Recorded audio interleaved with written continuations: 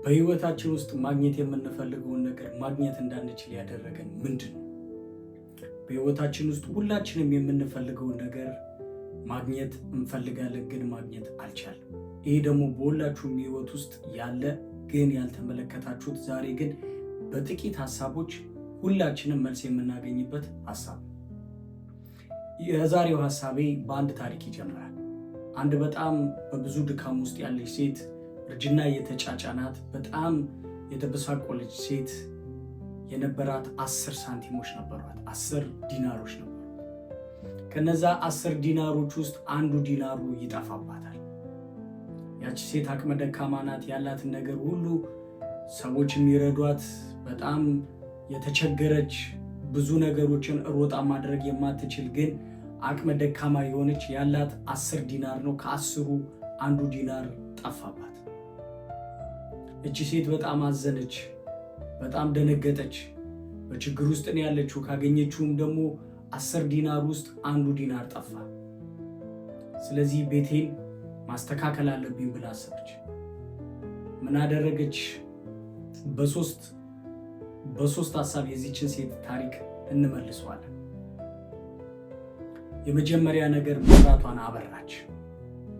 በህይወታችን ውስጥ የህይወታችን መሪ የሆነውን ፈጣሪ፣ የብርሃኖች ሁሉ አምላክ የሆነው አምላካችን ጋር ህብረት ማድረግ መጀመር አለብን። ህብረታችን ከፈጣሪያችን ጋር እንዲጨምር ካደረግን፣ ብርሃን በህይወታችን ላይ ማብራት ከቻለን፣ ህይወታችን ውስጥ የጠፋብን የጨለመብን ነገር ምን እንደሆነ ማግኘት ማወቅ እንችላለን።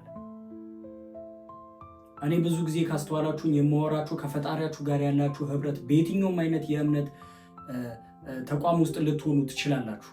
ግን ሁል ጊዜ ከኔ ቪዲዮዎች ጋር አብራችሁ የምታዩ ሰዎች እንዳለ ሁል ጊዜ ምክርን፣ ሐሳብን ሳመጣላችሁ ከፈጣሪያችሁ ጋር ያላችሁ ነገር መጀመሪያ እንዲስተካከል ነው የምፈልገው። እኔ በህይወቴ ብዙ ዘመናቶች የተሳሳትኩባቸው፣ የተሸወድኩባቸው፣ ያጠፋሁባቸው በጣም ብዙ ነገሮች አሉ። እነዚህ ምክሮች ግን በህይወቴ ከገቡኝ በኋላ ግን ህይወቴን ብዙ ማስተካከል ችያለሁ። የጠፋብንን ነገር በህይወታችን የህይወታችን ሰሪ ጨራሽ የህይወታችንን ሁሉ ነገር የያዘው አምላካችን ጋር ብርሃኑን አብርተን የጨለመብንን ነገር መፈለግ ስንጀምር የጠፋብንን ነገር ማግኘት እንችላለን። ብርሃን በህይወታችን ውስጥ ትልቁ ነገር፣ ብርሃናችን ፈጣሪያችን። ከዛም ተነስታ መብራቷን ካበራች በኋላ ቤቷን መጥረግ ጀመረች። አሁን በብርሃን ያለ ነገር ቤት ውስጥ ሲጠረቅ ካስተዋላችሁ፣ ልጆች እያለን ለበዓላት ቤተሰቦቻችን አዲስ ዓመት ሲመጣ ቤቱ ምንጣፉ ይነሳል፣ ሶፋው ይነሳል፣ ጠረጴዛው ይነሳል፣ ምንጣፎቹ ይቀየራሉ። ያኔ የጠፉብን ነገሮች እስክሪብቶ፣ ሳንቲም፣ የተለያዩ ነገሮች ሁሉ በብርሃን ሁሉ ነገር ሲነሳ ይገኛሉ። እችም ሴት የመጀመሪያ በህይወቷ መብራትን አበራች። ከዛ በኋላ ቤቷን መጥረግ ጀመረች። ምንድነው በህይወታችን ውስጥ መጥረግ ያለብን ነገር? ሐሜት መጥረግ አለብን። ቂም መጥረግ አለብን። በቤታችን ውስጥ የጠፋብን ነገር፣ ጨለማው የሆነብንን ነገር ብርሃን አግኝተናል።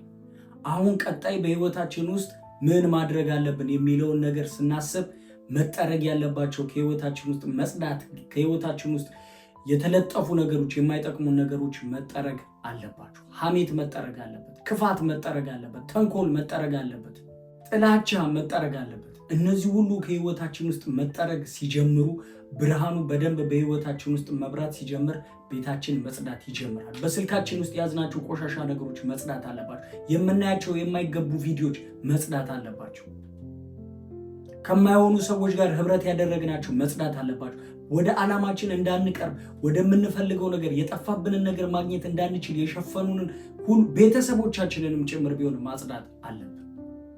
የምትፈልጉትንና የምትወዱትን ነገር ለማግኘት ማጽዳት ያለባችሁን ነገር ብዙ ነገር ካለ ማጽዳት አለባችሁ። በቤታችሁ ውስጥ ብርሃን ከበራ፣ እቺ ሴት ካላት ነገር የጠፋባት አንዱ ዲናር ነው። ያ አንድ ዲናር በህይወቷ ውስጥ በጣም ትልቅ ቦታ ያለው ዲናር ነው። ስለዚህ በቤቷ ማታውን መብራት አብርታ ቤቷን መጥረግ ጀመረች። አሁን መብራት ሲበራ ሁሉ ነገር ይታያል። ሁሉ ነገር ክፍት ነው።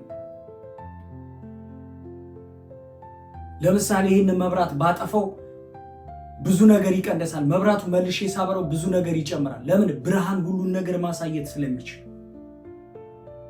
ስለዚህ በህይወታችሁ ውስጥ ብርሃኑ ሲበራ ወደ ፈጣሪያችሁ ህብረትን ስታደርጉ ሪሌሽንሺፓችሁ ከፈጣሪያችሁ ጋር ልክ ሲሆን ቀጣይ ቤታችሁን ማጽዳት አለባችሁ። ለምን? ሶስተኛ የምትፈልጉትን ነገር ማግኘት የምትችሉበት ነገር ውስጥ ልትገቡ ስለሆነ። እቺ ሴት በህይወቷ ትልቅ የምትለውን ነገር አታ መቀመጥ ስላልቻለች መብራቷን አበራች። ከዛስ ቤቷን መጥረግ ጀመረች። እኛስ በህይወታችን ውስጥ መጥረግ ያለብን ነገሮች ከማይገቡን ጓደኞች፣ የማይገባበት ቦታ የምንውል ከሆነ ከማይገባ ሶሻል ሚዲያዎች ውስጥ ጊዜያችንን እያሳለፈን ከሆነ ከነዛ ጊዜያቶች ውስጥ በስልካችን ይዘናቸው በላፕቶፓችን ይዘናቸው የምንዞራቸው የማይገቡ ነገሮች ካሉ እነሱን ማጽዳት፣ ህይወታችንን ማስተካከል አለብን። ሶስተኛው ነገር መፈለግ ነው። ጠረገች እቺ ሴት። የተጠረጉትን ነገሮች ደግሞ መፈለግ ያስፈልገናል። ጽናት በዚህ ውስጥ ትልቁን ነገር ይወስዳል። አይ ብላችሁ በህይወታችሁ ውስጥ አሁንም እየኖራችሁ ያላችሁትን የመሰልቸት ህይወት፣ የመማረር ህይወት፣ በድካም ውስጥ የመኖር ህይወት መኖር የምትፈልጉ ከሆነ ህይወታችሁን እሱ እየጎተታችሁ ወደኋላ ያስቀራችሁ። ሰዓቱ እስከሚደርስ ድረስ ጽናት በህይወታችሁ ውስጥ ያስፈልጋል። ያ ብርሃን እናንተ ቤት ውስጥ እስከሚበራ ድረስ በህይወታችሁ ውስጥ ጽናት በደንብ አድርጎ ያስፈልጋችኋል። ስለዚህ እንዴት አድርገን ነው ታዲያ ህይወታችንን ከዚች ሴት መማር እንችላለን? እቺ ሴት ያላትን ነገር አጣች። ስታጣ ወዲያውኑ መብራቷን አበራች። ብርሃን ባለበት ሁሉ ነገር ይታያል። ከዛ በኋላስ ቤቷን መጥረግ ጀመረች። ከቤቷ ውስጥ ያሉ ቆሻሻዎችን ማውጣት ጀመረች። ሶስተኛስ ምን አለ? መጽናት፣ ጸንተን መፈለግ እስኪደርስ ድረስ ጽናታችንን፣ ህብረታችንን ከፈጣሪያችን ጋር ማድረግ አለብን። ማግኘት የተዘጋብንን ነገር እንዲከፈት ያደርግልናል። እስከዛ ሰዓት ድረስ ተዘግቶብን ያቺ ሴት ያቺን ዲነር እስከምታገኝበት ሰዓት ድረስ ያለባትን ድርጊቶች ተመልከቱ። በሌላ አቅሟ ቤቷን ማጽዳት ጀምራለች። ስናገኘው የሚሰማንን ስሜት ደግሞ አስቡት። እቺ ሴት ያላትን ነገር እንዳለ አውጥታ የቀረቻትን ሳንቲም ለማግኘት የከፈለችውን ዋጋ ተመልከቱ። ከዛም በጽናቷ ውስጥ አገኘችው። ከዛም አብረዋት የነበሩትን ሰዎች ሰበሰበች። ብዙ ሰዎች አለን፣ ነገሮች ሲሳካልን ሲሆንልን ትላንትና አብረውን የነበሩ ሰዎችን የማንፈልግ፣ ትላንትና አብረውን በብዙ መንገድ አብረውን ያሳለፉ ሰዎችን ቤተሰቦቻችንን የማንፈልግ፣ ጓደኞቻችንን የማንፈልግ። ያ ነገር ወደ ህይወታችን ሲመጣ ለእኛ ብቻ አይደለም፣ ሰዎች ሁሉ እንዲጠቀሙበት።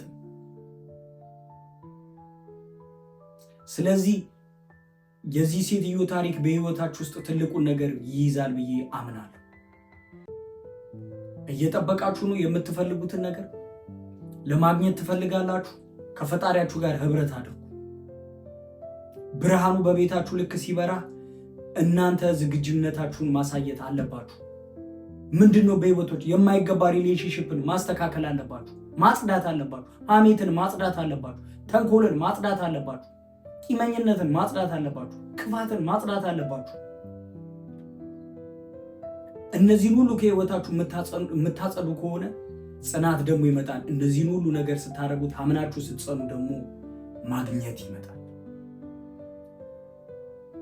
ስለዚህ አሁንም እንደ ሁልጊዜው ወደ አንድ የመጽሐፍ ቅዱስ ክፍል ውሰዳችሁ። እርሱ ስለ እናንተ ያስባልና የሚያስጨንቃችሁን ሁሉ በእርሱ ላይ ጣሉት ይላል። ስለዚህ የሚያስፈልገንን ነገር እሱ የሚያደርግልን ከሆነ የሚያሳስበንን ነገር ሁሉ በፈጣሪያችን ላይ መጣል አለብን። ብዙ መጨነቅ ትርፉ ህመም፣ ብዙ ማሰብ ትርፉ ጉዳት። ይልቁኑ እኛ ምቹ ሆነን ለዛ ነገር ራሳችንን አዘጋጅተን መጠበቅ ትልቅ ጥበብ። ስለዚህ ወዳጄ፣ ስለዚህ እህቴ፣ ይህንን ቪዲዮ ወደ እናንተ የደረሰ ሰዎች ህይወታችሁን በእንደዚህ አይነት መንገድ አድርጋችሁ አስተካክሉ። አብራችሁኝ ስለነበራችሁ አመሰግናለሁ። መልካም ጊዜ